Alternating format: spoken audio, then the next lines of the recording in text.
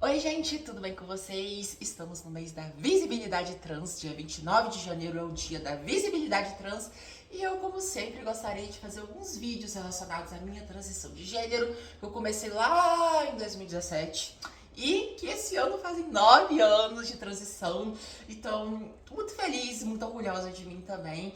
Mas eu queria fazer alguns vídeos, como sempre eu gosto de fazer. E o vídeo de hoje eu queria falar sobre quando eu me alistei para o exército.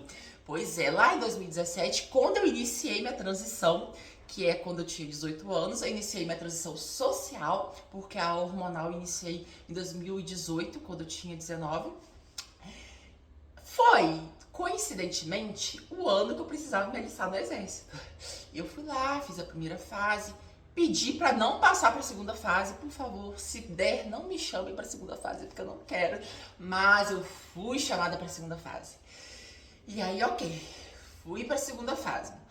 E uma coisa que as pessoas me faziam muito medo, que eu não sei até que ponto é real, hoje em dia eu fico pensando, talvez as pessoas só gostem de falar mesmo, mas as pessoas falavam assim, que se lá na segunda fase eles percebessem que você fosse uma pessoa gay ou trans, eles poderiam, de propósito, te passar para a terceira fase, porque para você aprender a virar homem, sabe, gente?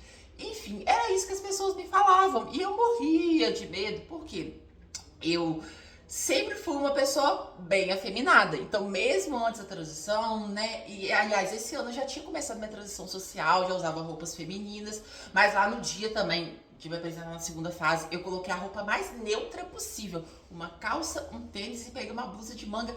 Porque assim, eu não queria chegar lá mostrando quem eu sou, que eu estava morrendo de medo de eu mostrar quem eu sou e talvez ser penalizada por isso, porque não era minha intenção fazer o exército, obviamente. E aliás, eu não queria nem, gente, ter que entrar naquela sala, porque dizem que tem que ficar de cueca, né, pra eles verem questões do seu corpo e tal. E eu já tava assim, super aflita, mas eu cheguei lá, gente, assim, ó, né? Não vou dar pinta de nada, vou assim, fingir que eu sou o menos eu possível, eu quero ser a pessoa mais neutra da face dessa terra. Cheguei e sentei, fiz a primeira parte lá, e aí na segunda parte, que foi a minha sorte, porque a fila foi indo, foi indo, foi indo. Quando eu cheguei na porta pra entrar, gente, eu tava tão aflita por dentro, mas tão aflita. E eu só falei assim, moço, desculpa, mas eu tô muito apertada pra ir no banheiro. Você poderia deixar eu ir no banheiro rapidinho, eu volto e eu entro? E aí o moço só virou pra mim e falou assim, você quer entrar lá dentro? E eu falei assim, não.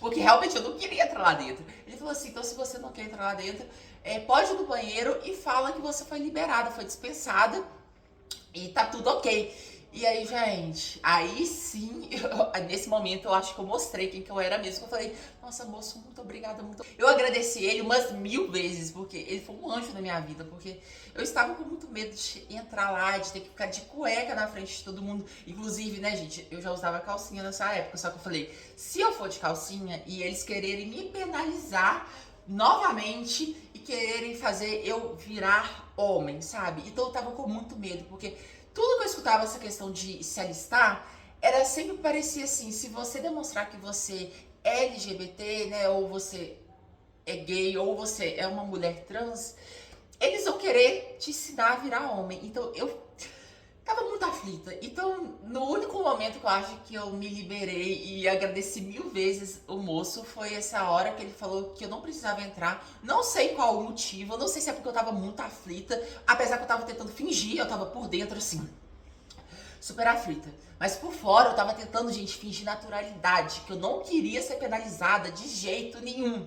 Penalizada, não. E aí foi isso. Deu vontade de ir no banheiro, porque realmente minha bexiga tava muito cheia e eu não sei, eu tava muito nervosa.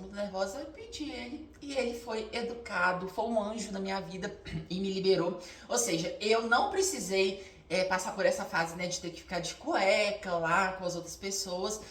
Enfim, foi essa a minha história com o alistamento de exército. Eu passei para a segunda fase, apesar de ter pedido que não. Eu acredito muito porque eu nunca quebrei um braço, não tenho nenhum problema de saúde crônico.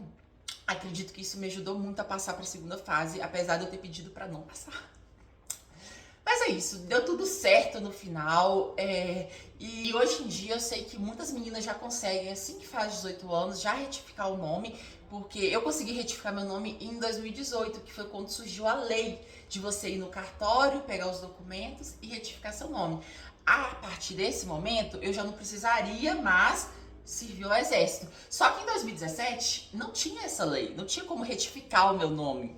Então eu precisei servir ao exército porque todo mundo do sexo masculino, né, e que se identifica com esse sexo, querendo ou não, eu não tinha como falar que eu não me identificava, porque não tinha como eu retificar meu nome. Então, não tinha como provar que eu era uma mulher trans nessa época.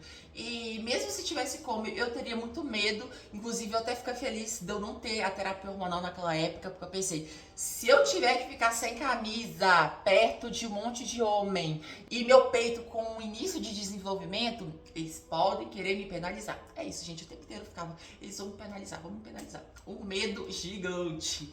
Mas no final tá tudo certo. Hoje em dia eu sei que as meninas não precisam mais passar por isso, que eu fico muito feliz de coração.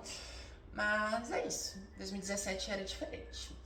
Então, ó, se vocês tiverem dicas de temas, se vocês quiserem perguntar algo, por favor me mandem, porque às vezes eu fico sem ideia de vídeo, porque eu já fiz tanto vídeo sobre esse tema, que eu fico, o que eu posso mais falar? O que eu posso mais falar? Então, por favor, me mandem sugestões de temas, sugiram aí. E é isso, gente. E viva o mês da visibilidade trans, que é um mês muito importante. Fiquem com Deus e fui!